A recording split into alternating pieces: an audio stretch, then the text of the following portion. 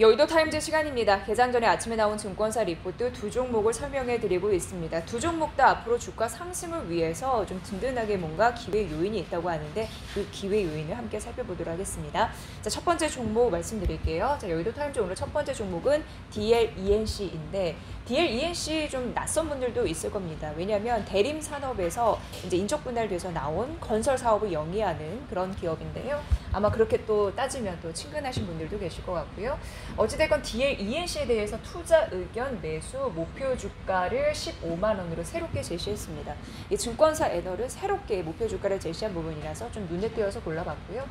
자, 우선 부분은 이 긍정적인 부분이 무엇보다도 경쟁사 대비 할인율이 현재 확대되었지만 업종 내에서 무엇보다도 그 이익 창출력 이런 부분이 최상위권이다라는 부분에서 의미를 둘 수가 있었습니다. 그리고 작년부터 신규 수주가 늘어났다고 합니다. 그러면서 본격적으로 22년과 23년 성장성을 기대해 볼 수 있기 때문에 그래서 지금 과도하게 할인을 받더라도 앞으로 주가 상승에는 모멘텀이 있기 때문에 이런 부분을 극복할 수 있다라는 관점에서 보시면 도움이 되실 것 같습니다. 자, DLENC인데요. 앞서서 말씀드렸지만 올해에는 어쩔 수 없이 역성장이 불가피하다라고 얘기를 하고 있는 상황입니다.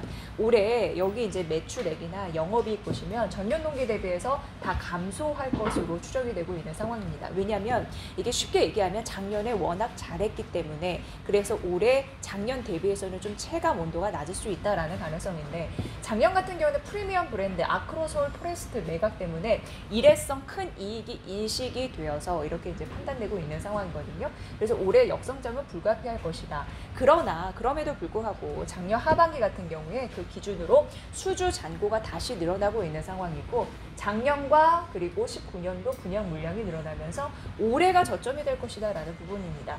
올해 바닥 찍고 22년부터 매출액이 다시 늘 가능성이 있기 때문에 그래서 지금 볼 타이밍이다. 이렇게 얘기를 하고 있는 상황이죠. 이 부분 잘 기억을 해보시면 좋을 것 같고요.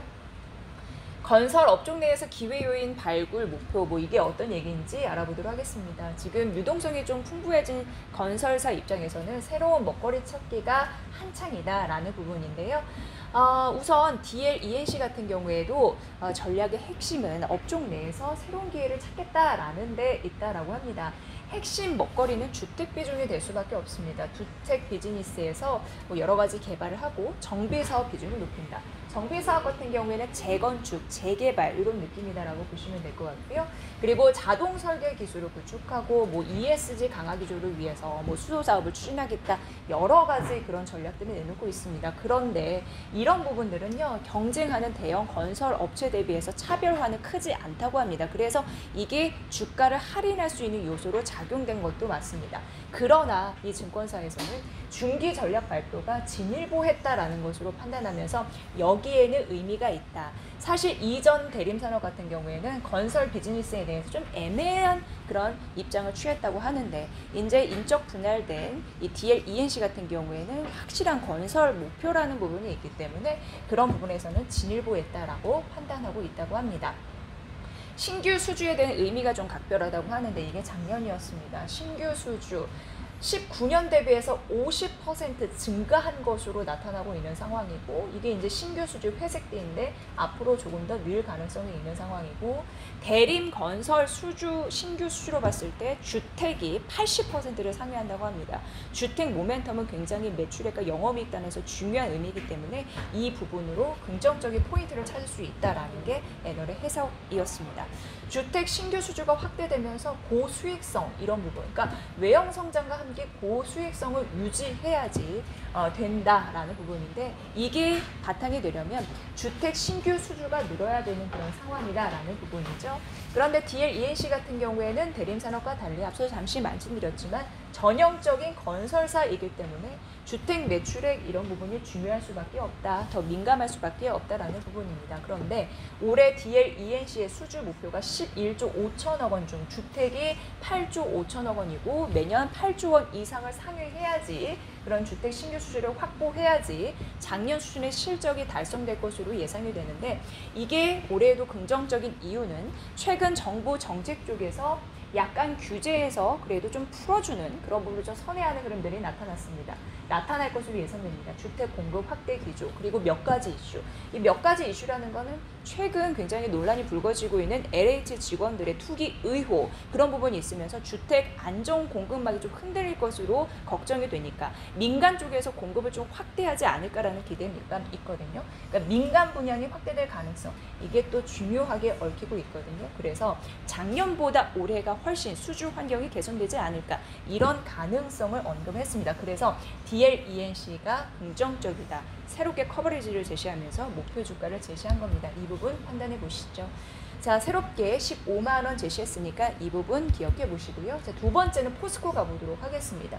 포스코도 나름 긍정적인 이유가 좀 있더라고요. 자, 우선 철강석 가격 상승이 예상이 된다라는 부분인데요.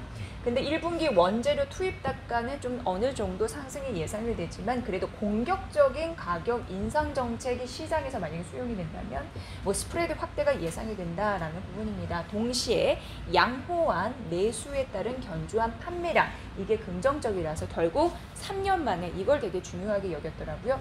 1조 원의 영업이익이 시장 컨센서스를 넘어서 1조 원을 기록할 전망이다라고 하면서 실적단에서 유의미한 개선이 앞으로도 지속이 될 것이다 라고 얘기되고 있는 상황입니다. 자, 올해 1분기 영업이익 이게 10억 원대 단위니까 1조가 넘어갈 것으로 예상되는 상황에서 이걸 의미 있게 봤다라는 부분이고요. 중국 쪽에서 호재의 바람이 현재 불고 있다라는 거 주목해 보시면 좋은데 중국의 최대 철강 기업입니다. 바오산 강철이 4월에도 판재료 가격 인상을 발표를 했는데 이게 곧 국내의 수입 가격 인상으로 이어져서 국내 판재료 추가 가격 인상을 견인할 것이다 라는 부분이고요. 중국 정부 쪽에서 우리나라에도 좀 도움이 되는 흐름이 있는 게 탄소 감축을 위해서 철강 생산 능력과 또 생산량 감축 계획들을 발표를 했습니다.